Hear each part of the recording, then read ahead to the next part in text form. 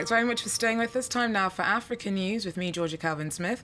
Tonight, Liberia is suffering the fastest rise in fatalities from West Africa's Ebola epidemic. Tensions amongst frightened communities in Monrovia spark clashes with police trying to enforce a quarantine on one of the city's slums.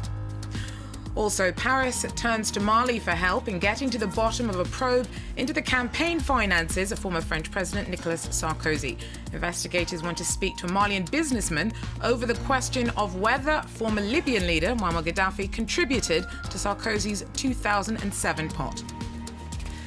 And with a population set to triple over the next few decades, Niger has the highest birth rate in the world. The explosion is down to poverty and poor access to contraception. We take a closer look. First up, the death toll from West Africa's Ebola outbreak is mounting the fastest in Liberia. It accounts for 576 fatalities of a total of 1,350. Sierra Leone and Guinea have also been hardest hit by the epidemic. In Monrovia, the Liberian capital, at least 4 people were injured as residents in the neighbourhood of West Point clashed with security forces earlier on today. While police were enforcing a quarantine by barricading people into the crowded slum. Adolphus Mawolu is in Liberia for us. He joins us now. Adolphus, so what exactly was it that sparked the unrest today? Well, about 6 this morning, residents of West Point community near Monrovia woke up to have a security presence in their area. Last night, President Ellen Johnson Sirleaf declared a state of emergency to deal with the deadly Ebola outbreak that has ravaged Liberia.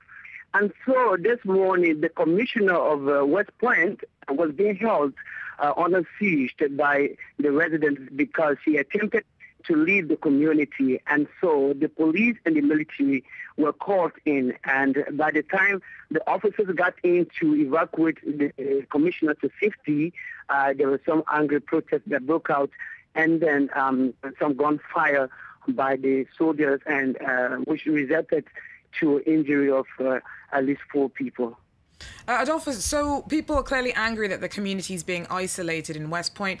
Just how much is the quarantine affecting their ability to go about business as usual? Well, this morning when we visited and spoke to some residents, they were really worried. They expressed concerns about lack of food, lack of basic essentials, water, and just everything that you can think about. Just last night, the curfew was declared and the community quarantine. But just in the few hours before the morning, prices skyrocketed. A sack of water that was sold in that community for like 80 Liberian dollars. As of this morning, the price rose to $200. A bag of rice before then was sold for 3,000 Liberian dollars, a little over $40 US, and that increased to about $60 US. And so there's a mounting concern. People had planned to get out of the blockade, trying to break through, but the security insisted they would not leave because they feared that after breaking through an Ebola transit center that was in the community, they feared that those living there would have probably come into contact with the disease. And so they are holding them.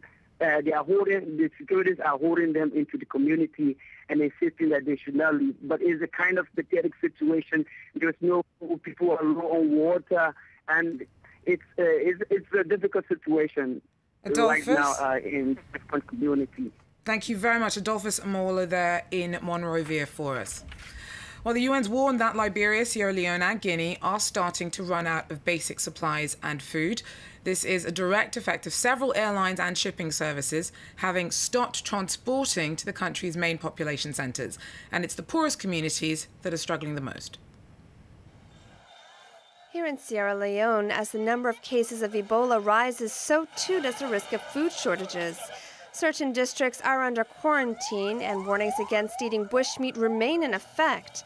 To avoid a food crisis, the World Health Organization is stepping in. While preventing further transmission of Ebola, it is crucial, it is essential that people in this zone have access to food, water, good sanitation, and other basic supplies. The WHO is currently working to feed 1 million people across Sierra Leone, Liberia, and Guinea. Its employees say they are hard at work in those 3 countries. Operation has been quite intense, and we intend to scale up as the need arises. Basically, what you can see here, if you take it into any of the other affected countries, you will see also similar operations going on, and we intend to be very proactive and react instead of reactive to the situation. The main beneficiaries of food aid are the ones whose regions have been placed under quarantine. That means residents cannot exit the area, making it impossible for them to feed themselves without any help from the United Nations. The intention is to reach 400,000 beneficiaries, because we know that the Ebola outbreak has affected the livelihood of the people of Sierra Leone, and we think that even beyond the control of the outbreak, there will be severe food shortage. While no shortage appears imminent in those countries touched by the epidemic, measures are in place to ensure all is done to prevent a crisis. Several people have been critically injured in Bangui during fighting between local militia and international peacekeepers on Wednesday. Residents of one of the Central African capital's last Muslim neighbourhoods clashed with the European Union force EUFOR, accusing a patrol of having fatally shot a local man. EUFOR said its troop did open fire in the PK5 neighbourhood, but after it came under attack, however, the force has not confirmed whether anyone was killed. Central African republics faced escalating violence since mainly Muslim Seleka rebels launched a short-lived takeover last year. Shares in South Africa's top 4 banks have fallen after they were downgraded by ratings agency Moody's over the government's bailout of African Bank. Standard Bank, FNB, Nedbank and ABSA have been taken down a notch after the terms of the rescue created concern that other larger banks were less likely to be fully bailed out if they hit trouble. The Reserve Bank brought up around 525 million euros of bad loans from African Bank, but some investors were forced to swallow losses of 10%. Well, French judges investigating allegations that Nicolas Sarkozy's 2007 campaign was funded by the late Libyan leader Muammar Gaddafi want to question Malian businessman Bani Kante.